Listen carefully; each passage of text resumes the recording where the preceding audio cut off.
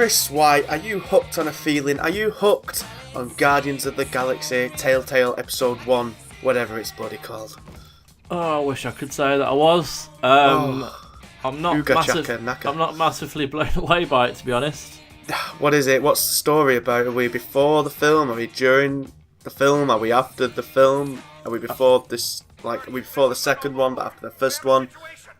Where are we? So, I think it's just. I mean, it's definitely after the first film. If it is set in the film's kind of timeline, it looks very much like the film. It feels very much like the film, and they incorporate the kind of music the way they do. I was going to ask, has it got the same banging soundtrack? It has got some good songs on it. I won't lie there. It does have a good soundtrack, but I mean, it's set kind of. I'm assuming it's just a story from the Guardians, just at no particular point in time. As they're all together now. They encounter Thanos, and in this big battle right near the start, and something happens, and you're left with this artifact called an Eternity Forge. And it has magic properties to it, and you don't quite know until the kind of story progresses. So it's not like a revolutionary story. It's pretty generic. It's not awful by any means, but it didn't blow me away. So it's just I think it's the formula. I'm just kind of Telltale. I think yeah, that phase is done with now. I take it the engine's still shite. I take it they still look, all the games still kind of look kind of flat. Do you know what, runs jankily. To my knowledge, they changed the engine for the Walking Dead. The Batman. I think it was the Batman game or they changed. But anyway, it's still suffering from like the eyes like move independent, like they move really weirdly.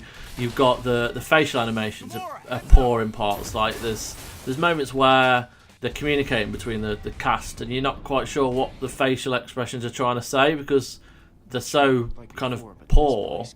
You're not really, it's really odd. It's really odd, and the game towards the end froze completely. I had to restart because there was quite a bit happening on screen. I didn't like it very much. And it froze.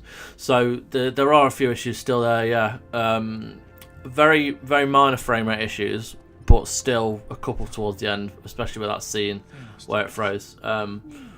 It's not bad by any means, It's a good game. There are some good points to it. Like the voice acting's pretty decent, especially from Rocket Raccoon, who is voiced by Nolan North, which was quite interesting because I didn't know that at the time. He's really cool, and do you know what? Drax is good. He's no Batista by a long shot, but he's still good. I think and even Star-Lord, it's not Chris Pratt, and he's not got that charisma. He's not bad by any means, but it's just the voice acting between the cast is quite good. It's just not. It just didn't take my breath away. That's just missing that kind of. I don't know. It's just missing that something that makes it special.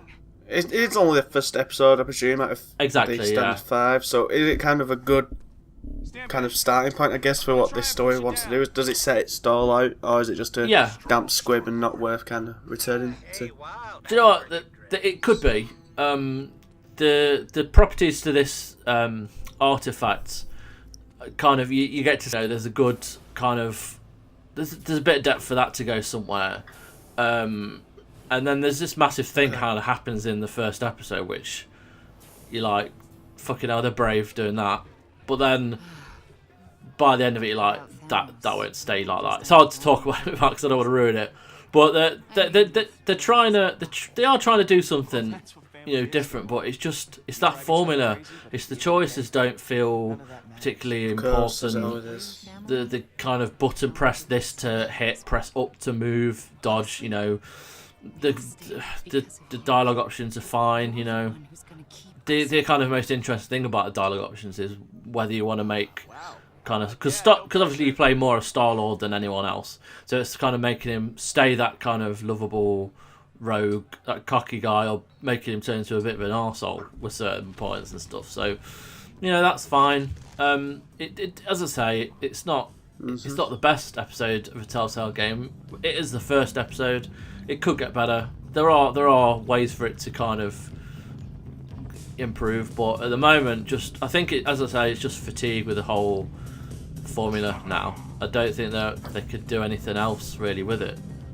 Yeah, I think they kind of, and you can't blame them for it, but I think after the success of The Walking Dead and then The Wolf Among Us, they kind of milked it dry, trying to get as much money out of it, trying to leap on it as well as they could. Yeah. Fair play, you can't knock any company for doing that, but at this point, I think The Walking Dead season 3 is still going. I don't hear anybody talking about that at all. I mean, Batman, I don't hear anybody talking about that anymore, and I didn't even know this was coming out. Like, there's been hardly a whisper about it, so I think it really would benefit. I think I said this about 2 years ago. Yeah. I think it would benefit Telltale at this point to kind of step away for a bit and kind of just take a break, stop the overkill of all these different titles and kind of let them breathe a bit and improve the technical side of things, and then come back. But as I said that 2 years ago, and it's just, we're still hitting the same situation. They're just they're trying every kind of different franchise. Like, they've done Marvel, they've done DC, they've done Minecraft, they've done The Walking Dead. And to be fair, The Walking Dead has been exceptional. The first season and even the second season. But yeah, the third season, that's not brilliant. It's just tiresome now. And yeah, I really enjoyed the second season right up until the last choice of the last episode. I think that kind of just fucked it all, but it was great up until then. It's just I don't know. They need something to boost them a bit, I guess, something really different. And it doesn't seem like this. This is more just following the same tracks, not deviating too much. Yeah, I mean, I know that there's still 4 episodes left, so we'll see what happens and see who they introduce. There's a couple of nods to Marvel in there, like references and stuff, which people like. Stan Lee in it? No, not yet. But there's always a chance. Well, it's good. If you want to read Chris's review of Guardians of the Galaxy Episode 1, does it have a specific semicolon name at all? It's Guardians of the Galaxy, the Telltale series, Episode 1, Tangled Up in Blue review. I'm sure that will do great on the SEO.